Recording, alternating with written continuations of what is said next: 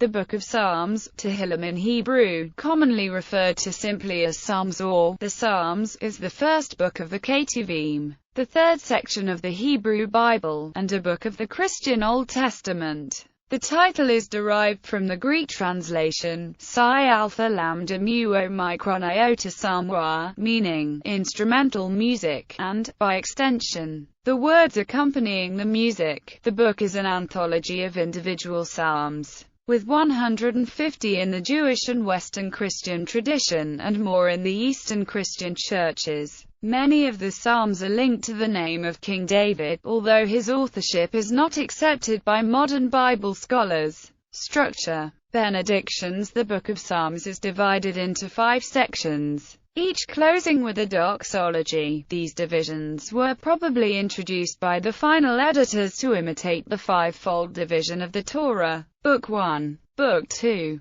Book 3, Book 4, Book 5. Superscriptions and attributions. Many psalms have individual superscriptions, ranging from lengthy comments to a single word. Over a third appear to be musical directions, addressed to the leader or choirmaster, including such statements as "with stringed instruments" and "according to lilies." Others appear to be references to types of musical composition, such as a psalm and song, or directions regarding the occasion for using the psalm. Many superscriptions carry the names of individuals, the most common being of David, and 13 of these relate explicitly to incidents in the king's life. Others named include Asaph, the sons of Korah, and Solomon. A natural way of understanding these attributions is as a claim to authorship, but it could also mean "to David" or "for David." Numbering psalms are usually identified by a sequence number, often preceded by the abbreviation Ps. Numbering of the psalms differs, mostly by one digit. See table, between the Hebrew and Greek manuscripts.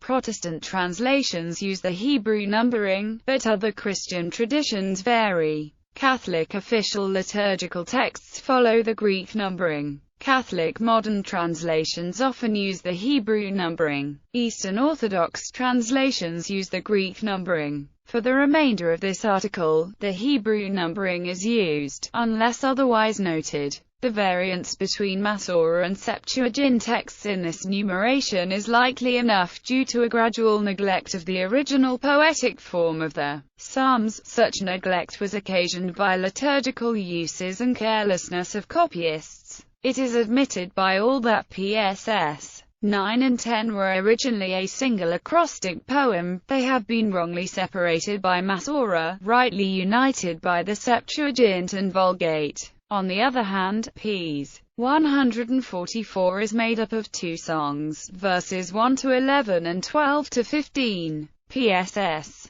42 and 43 are shown by identity of subject, of metrical structure and of refrain, to be 3 strophes of one and the same poem. The Hebrew text is correct in counting as 1 Ps. 146 and Ps. 147. Later liturgical usage would seem to have split up to these and not a few other psalms. Zeno combines into what he deems were the original choral odes. PSS 1, 2, 3, 4, 6 plus 13, 9 plus 10, 19, 20, 21, 56 plus 57, 69 plus 70, 114 plus 115, 148, 149, 150. A choraloid would seem to have been the original form of PSS 14 plus 70. The 2 strophes and the epode are Ps. 14, the 2 antistrophes are Ps.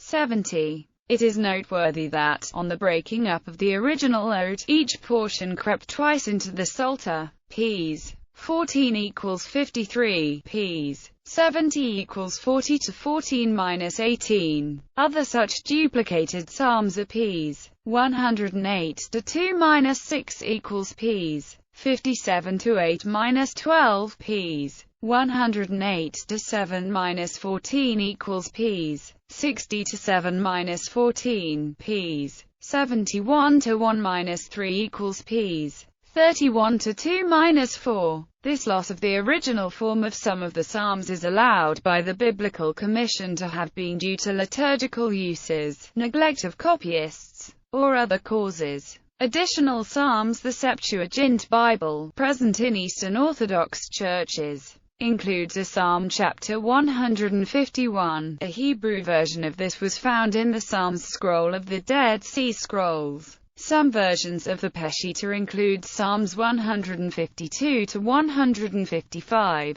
There are also the Psalms of Solomon, which are a further 18 psalms of Jewish origin, likely originally written in Hebrew, but surviving only in Greek and Syriac translation. These and other indications suggest that the current Western Christian and Jewish collection of 150 psalms were selected from a wider set. Summary. Hermann Gunkel's pioneering form critical work on the Psalms sought to provide a new and meaningful context in which to interpret individual psalms, not by looking at their literary context within the Psalter, but by bringing together psalms of the same genre from throughout the Psalter. Gunkel divided the psalms into 5 primary types: hymns, songs of praise for God's work in creation or in history. They typically open with a call to praise, describe the motivation for praise, and conclude with a repetition of the call. 2 subcategories are enthronement psalms, celebrating the enthronement of Yahweh as King, and Zion psalms, glorifying Mount Zion, God's dwelling place in Jerusalem.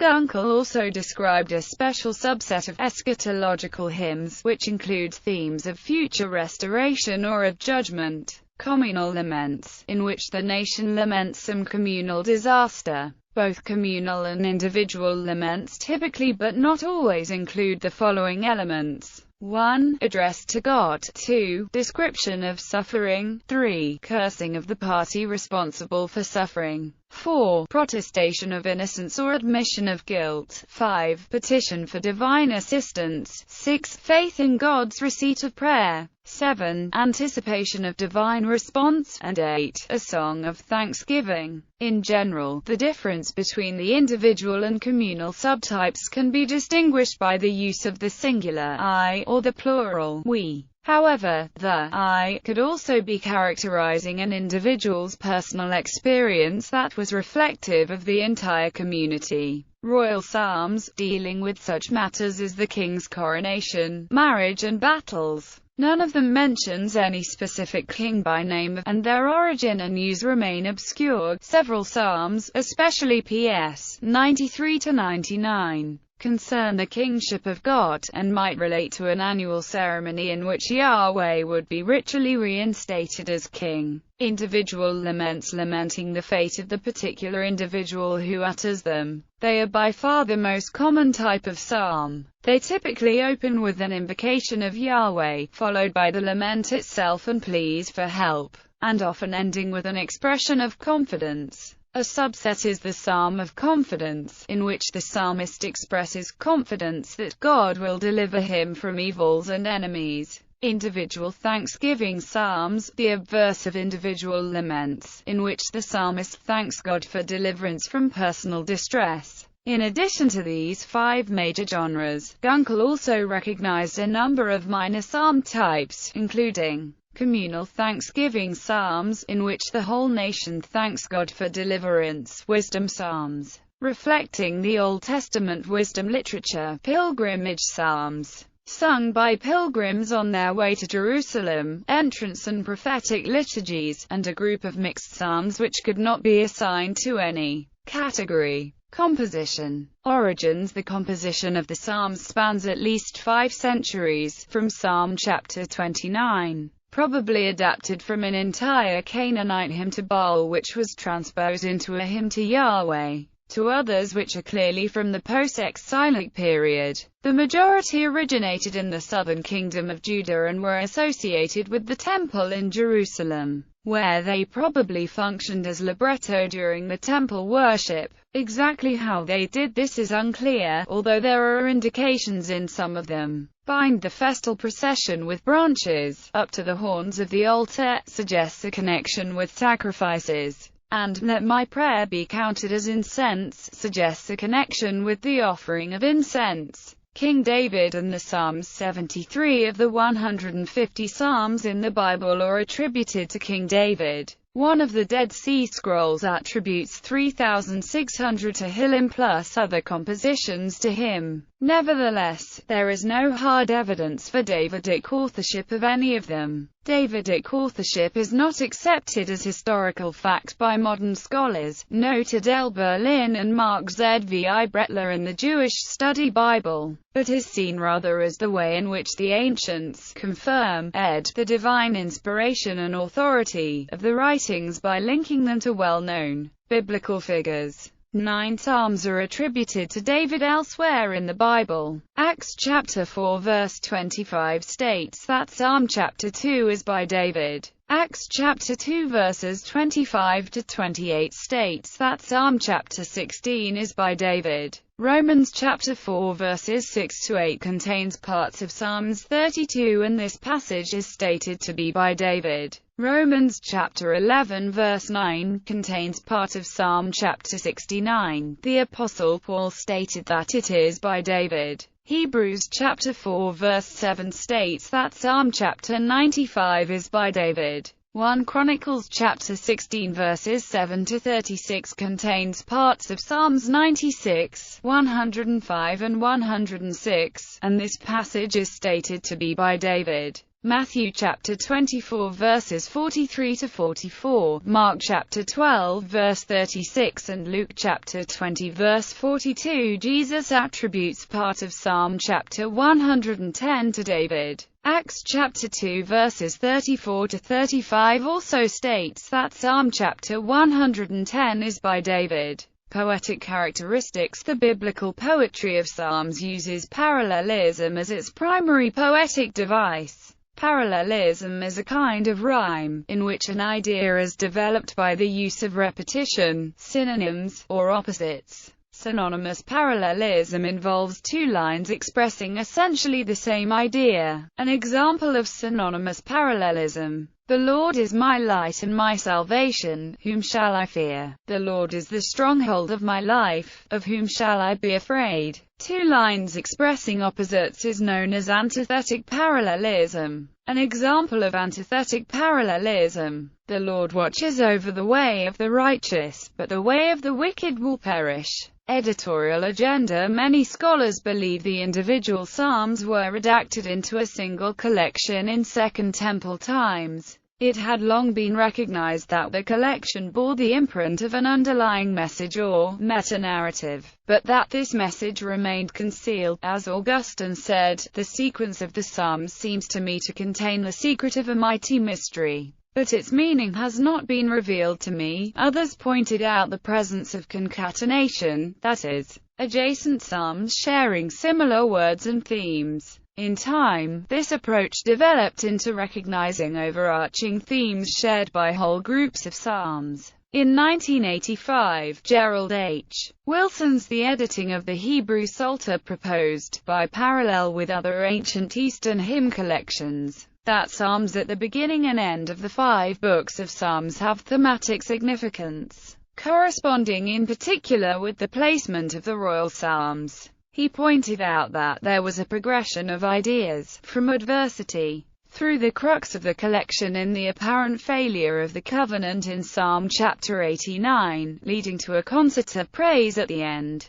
He concluded that the collection was redacted to be a retrospective of the failure of the Davidic covenant, exhorting Israel to trust in God alone in a non-messianic future. Walter Brueggemann suggested that the underlying editorial purpose was oriented rather towards wisdom or sapiential concerns, addressing the issues of how to live the life of faith. Psalm chapter 1 calls the reader to a life of obedience. Psalm chapter 73 faces the crisis when divine faithfulness is in doubt. Psalm chapter 150 represents faith's triumph, when God is praised not for his rewards but for his being. In 1997, David C. Mitchell's The Message of the Psalter took a quite different line. Building on the work of Wilson and others, Mitchell proposed that the Psalter embodies an eschatological timetable like that of Zechariah chapters 9 to 14.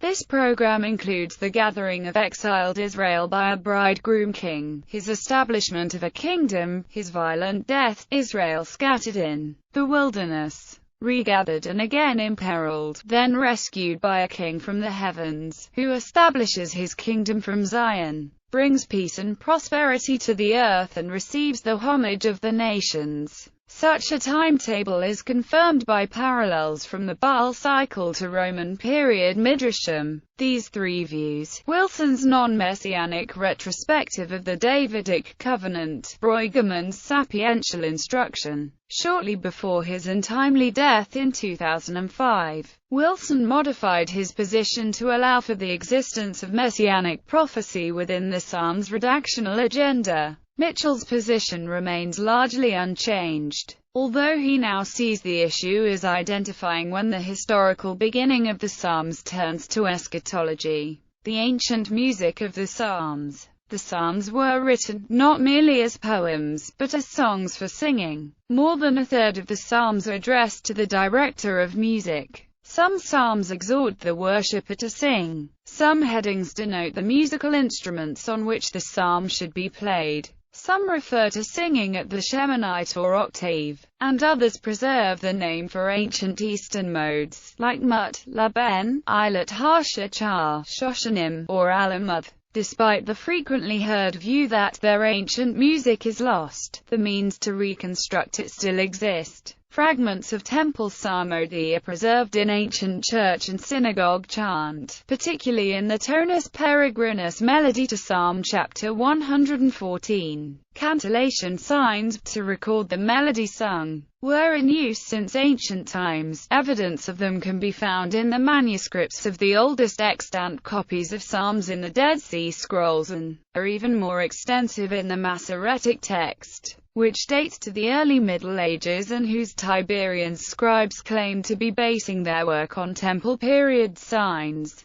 However, any knowledge of how to read these signs was lost in ancient times, and modern Bible translations do not include any musical notation. Several attempts have been made to decode the Masoretic cantillation, but the most successful is that of Suzanne Heike van Toren in the last quarter of the 20th century. Although some have dismissed Heike van Toren's system, Mitchell has repeatedly defended it, showing that, when applied to the Masoretic cantillation of Psalm chapter 114, it produces a melody recognizable as the tonus peregrinus of church and synagogue. Mitchell includes musical transcriptions of the temple psalmody of Psalms 120 to 134 in his commentary on the Songs of Ascents. Themes. Most individual psalms involve the praise of God, for his power and beneficence, for his creation of the world, and for his past acts of deliverance for Israel. The psalms envision a world in which everyone and everything will praise God, and God in turn will hear their prayers and respond. Worst of all is when God hides his face, and refuses to respond, because this puts in question the efficacy of prayer, which is the underlying assumption of the Book of Psalms.